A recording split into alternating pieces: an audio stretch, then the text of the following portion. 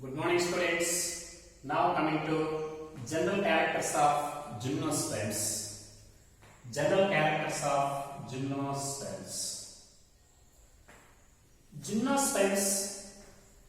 The word gymnos means. The word gymnos means naked. Gymnos means naked. Okay. And sperma means seeds. So the word gymnosperm is derived from Greek language. According to Greek language, gymnos means naked, sperma means seeds. So these gymnosperms are a type of autotrophic, embryophytic, archegoniate, spermatophytic, and tracheophytic, fruitless seed producing plants. Fruitless seed producing phanerogames is called gymnosperms. Phanerogames. So, just like bipeds and pteridophytes, here also archegoniates, embryophytes, and autotrophic, embryophytic, tracheophytic, and fruitless seed producing phanerogames. Fruits are completely absent in gymnosperms, but the seeds are there. Seeds without the fruit, they are considered as naked seeds. Because actually gymnosperms, they contain naked ovules. Naked ovules are present in gymnosperms. What is naked ovule? Ovule without ovary is called naked ovule. Naked ovule means without ovary. Without ovary. Ovules without ovary, they are considered as naked ovules. Ovary is completely absent in gymnosperms. So, after fertilization, fruit formation is completely absent in gymnosperms. Fruits are completely absent. And after the completion of fertilization, ovules are developed into naked seeds. Naked seeds, but there is no presence of fruit is completely absent. So, ovules without ovary is called naked ovule. After fertilization, fruit formation does not occur because ovary is completely absent before fertilization. But ovules are developed into the seeds after fertilization. Such seeds without fruit, they are considered as naked seeds. They are called naked seeds. Actually, gymnosperms, they are medium-sized plants to the tallest plants. Medium-sized, for example, sequoia. Sequoia, this is tallest gymnosperm. Sequoia is tallest gymnosperm. Similarly, ginkgo, very important. Ginkgo, this is living fossil. This is living fossil, very important. Ginkgo is living fossil. So, sequoia is the tallest gymnosperm. Sequoia sample variants, tallest gymnosperm. It is found in redwood fork, California. This is also called redwood tree. Is also called redwood tree. That is sequoia. And ginkgo, this is living fossil. Living fossil. And plant body is sporophyte. Plant body is sporophyte, just like pteridophytes. Here also plant body is sporophyte. Now this sporophyte is also differentiated into roots and stem and also leaves. Well developed and defined differentiated roots, leaves and stems are present. Just like pteridophytes, here also the roots and stems and leaves, these organs are true organs because they are also vascularized just like pteridophytes. So, plant body is sporophyte and is differentiated into true organs, root, stem and leaves. Similarly, root system present in root system of gymnosperms, this is taproot system. This is a taproot system. At the same time, this root system it also contains coralloid nitrogen fixing roots, N2 fixing roots. Okay, in case of cycas they are called coralloid roots. Coralloid roots generally they are present in a cycas plant. So, in case of cycas, very small coral-like roots are present outside the ground. Some special branches are developed from the normal root systems. These branches they grow above geotrophic manner, means they come out of the ground and are divided into many branches and they form coral-like masses, coral-like roots. Such root systems of cycas. They are called coralloid roots. These coralloid roots they help in nitrogen fixation because they contain blue-green algae, nitrogen fixing blue-green algae like nostoc and anabina. Nostoc and anabina. They are a type of blue-green algal members. They are inhabited with coralloid roots of cycas. They are present in symbiotic association with the coralloid roots of cycas. They maintain nitrogen fixation, able to maintain the improvement in soil fertility. So, these nitrogen fixing coralloid roots are present in cycas and they contain symbiotic blue-green algae. They are called nostoc and anabina. They help in nitrogen fixation. Similarly, in case of pinus, mycorrhizal roots are present in pinus. Mycorrhizal roots means they are in association with fungal members. Okay, the root systems of pinus plant they are associated with fungal members and they are present in symbiotic association. Such association of roots with fungi is called mycorrhiza. Mycorrhizal roots are generally present in pinus. They are present in pinus. So, this is the nature of root system. General root system is taproot system and nitrogen fixing coralloid roots. They are present in cycas, contain blue-green algae like nostoc, anabina. At the same time, the roots also associated with the fungal members in pinus. Such associated roots are called mycorrhizal roots. Now coming to another point, stem.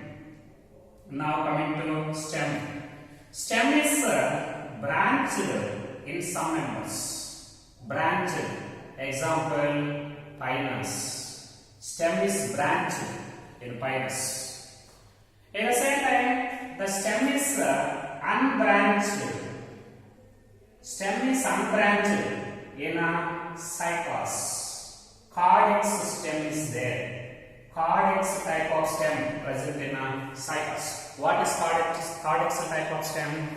The unbranched columnar stem with a crown of leaves at the tip. Unbranched columnar stem. A group of leaves at the tip. A crown of leaves at its tip. Such type of stem is called cardex stem. So, cardex stem is present in cycas members. Similarly, this stem it also contain U-stele. Stem contain U-stele. U-stele means vascular bundles. What is U-stele? Vascular bundles are arranged in a circle. Vascular bundles are arranged in a circle. These vascular bundles are conjoint, collateral, and open type of vascular bundles. These conjoint, collateral, open type of vascular bundles I will discuss regarding these vascular bundles in the next chapter, anatomy. Anyhow, still is used in conjoint, collateral, open type of vascular bundles are generally present in stems. Stem is branched in pinus and unbranched cortex in cycas. And secondary growth takes place in root and the stem. Secondary growth takes place in roots and the stems. Is the characteristic feature of dicotyledonous roots and stems. Just like dicot roots and stems, here also secondary growth takes place inside the stem and as well as the root. At the same time, in case of in xylem, okay, vessels, in xylem vessels and in phloem, companion cells, they are completely absent. Vessels absent in xylem, companion cells absent in phloem. But these companion cells are replaced by, instead of these companion cells, there are some specialized cells. These cells are called albuminous cells. So albuminous cells are present in phloem instead of companion cells. At the same time, vessels are absent in xylem and companion cells are absent in phloem. But companion cells are replaced by similar cells, albuminous cells. This is the nature of the stem. Now coming to leaves. Generally leaves may be simple leaves, but in some members compound leaves. Leaves may be simple leaves and compound leaves. Especially in case of cycas, pinnately compound leaves are there. Pinnately compound leaves. Pinnately compound leaves are there. Actually, this pinnately compound leaves, already know what the pinnately compound leaves in morphology. There is a central rachis and many leaflets are arranged on either side of the rachis. Pinnately compound leaves are present in cycas. And actually these pinnately compound leaves, they are persistent along with the stem for years. They are persistent. They are persistent along with the stem. So, may be simple or compound, but in case of cycas, pinnately compound leaves are persistent for some years. Especially these leaves, they show they are adapted. Leaves generally adapted to extreme. Leaves are adapted to extreme high temperature and humidity and also wind. So these leaves, they are withstand high temperature. They are adapted to withstand high temperature, humidity and also wind. At the same time, these leaves, they also show some xerophytic adaptations. Some xerophytic adaptations are there. For example, sunken stomata, presence of sunken stomata and thick cuticle, they are the xerophytic adaptations. Already know sunken stomata. The stomata present in deep pits. Okay? The stomata present in deep pits in epidermis. Such stomatas are called sunken stomata and also covered by very thick cuticle. So, leaves may be simple or compound. In cycas, pinnately compound leaves are persistent for few years and leaves are adapted to withstand high temperature and humidity and wind. At the same time, these leaves, they also show some xerophytic adaptations like sunken stomata and also thick cuticle, etc. Now coming to another point, these gymnosperms are heterosporous. Heterosporous. What is heterosporous? Hetero means different. Spores means spores. Two different types of spores are formed in gymnosperms. One type of spores are called microspores, and second type of spores are called megaspores, microspores and megaspores. Formation of two different kinds of spores, that is called heterosporous. Here two different types of spores are formed in gymnosperms. One type of spores are microspores, second type of spores are megaspores. Okay, actually these male plants, microsporophylls mean microspores, they are formed in a male cone. There are some male cone.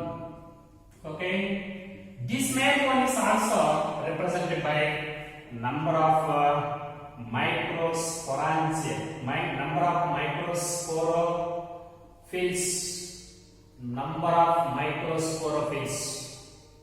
In male cone, there are number of microsporophylls arranged spirally on the same common axis to form the male cone. Microsporophylls are there. These microsporophylls, they produce microsporangia. Number of microsporangia, they are formed inside these microsporophylls. Now these microsporangia, they produce microspore mother cells. These are the diploid. Microsporophylls, they produce number of microsporangia. Every microsporangia also produce number of microspore mother cells. Now these microspore mother cells, they divide by meiosis, leading to the formation of pollen grains or microspores. Microspores also called pollen grains, microspores. Now these microspores, they develop into male gametophytes.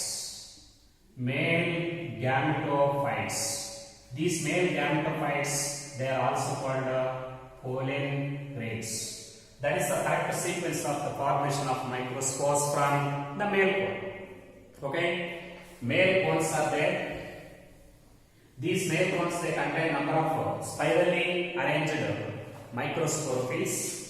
Every microsporophyll contains number of microsporangia. Every microsporangia consists of many microspore mother cells. After meiosis, they produce microspores. Microspores, they develop into male gametophytes. They are also called pollen grains. Now coming to another point. Actually, megaspores, they are found in megasporophylls. Megasporophyle, it contains number of megasporangium, and this megasporangia also called ovules, and deep within the megasporangium, nucellus is there. And one of the nucellar cell, it develops into megaspore mother cell. Okay, megaspore mother cell. After meiosis, it produces megaspores, 4 megaspores. But one of the megaspore, it develops into the female gametophyte. This is male gametophyte or pollen grain. This is female gametophyte. So, megasporophylls contain number of megasporangia, also called ovules. Every ovule contains some amount of nucellus. Deep within the nucellus, one of the nucellar cell develops into megaspore mother cell. After meiosis, it produces total 4 megaspores.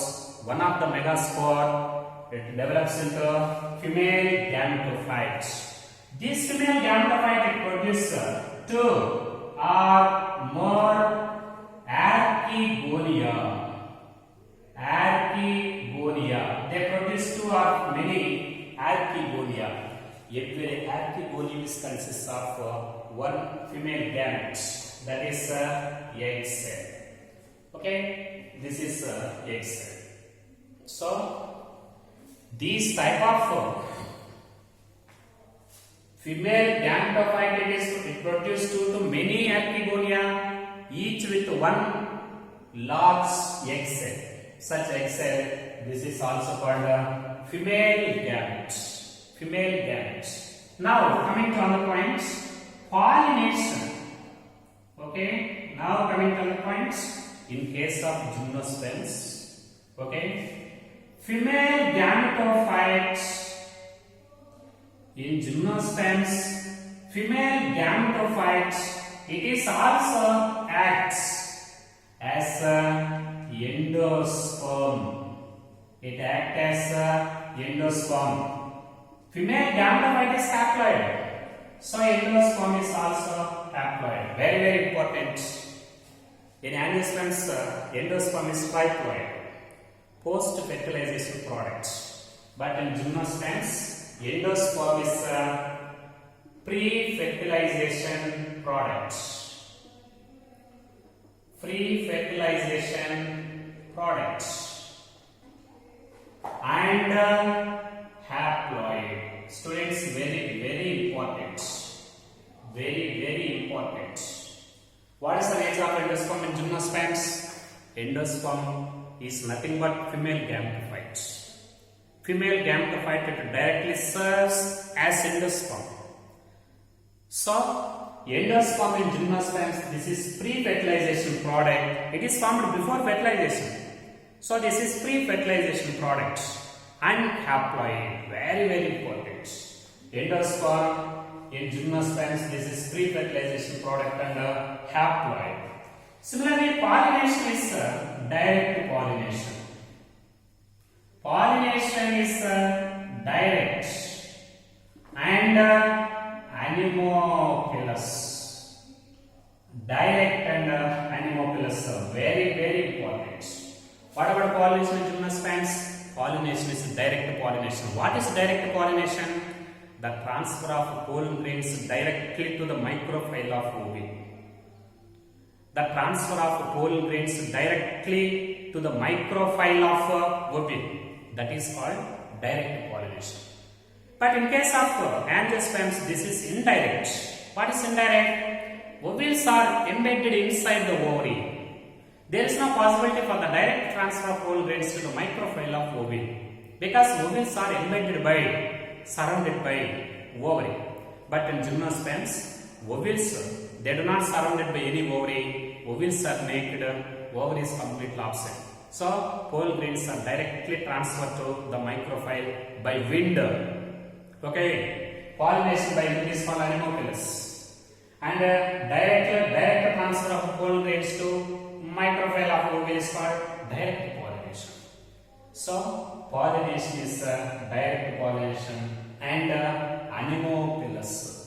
At the same time, these male gametes are motile, okay, and female gametes are stationary.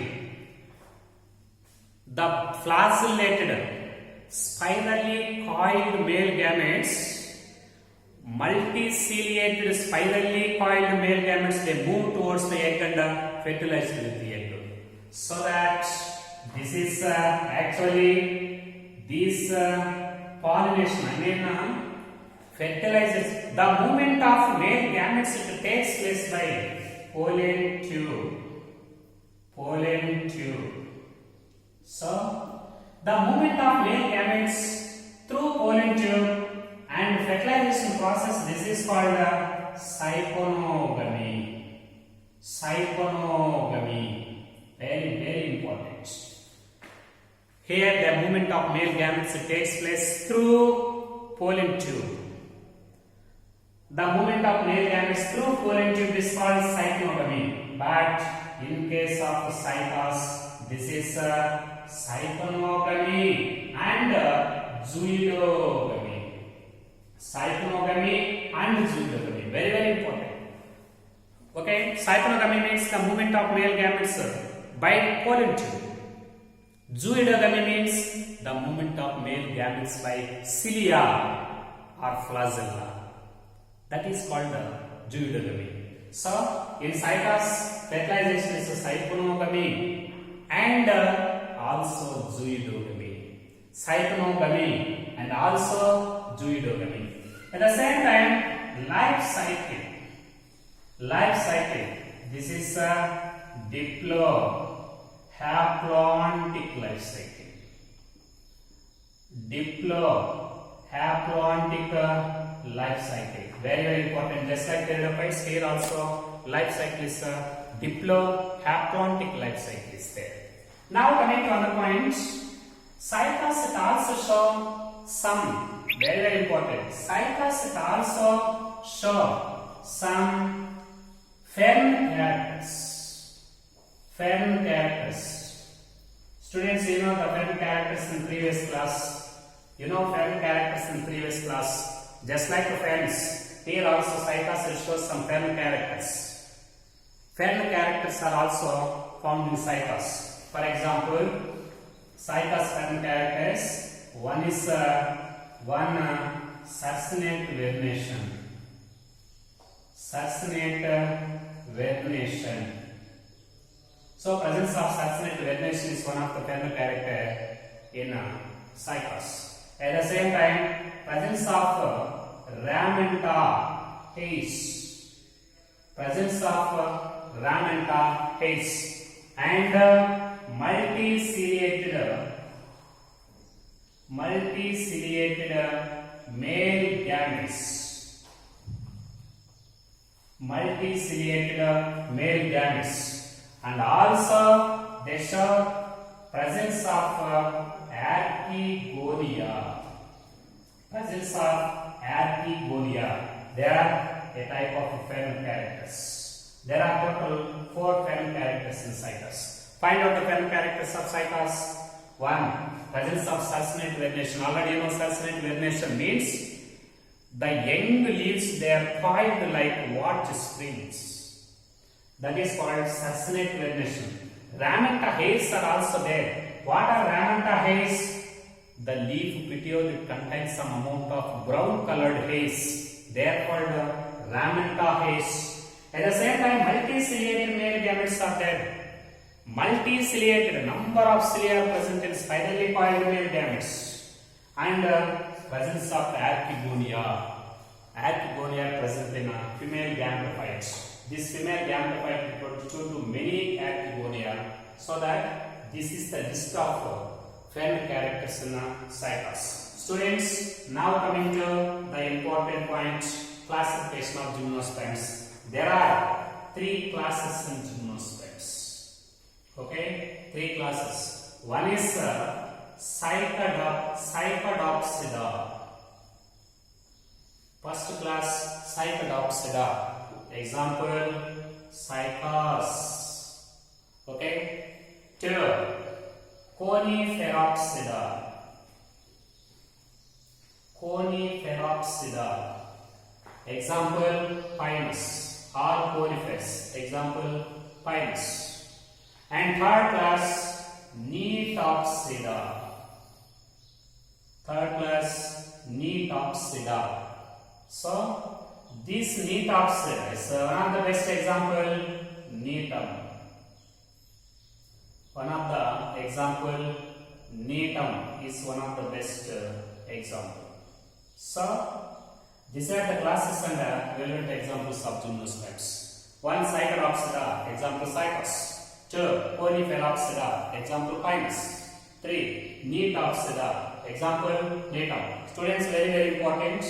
This Neotum, it also contains vessels.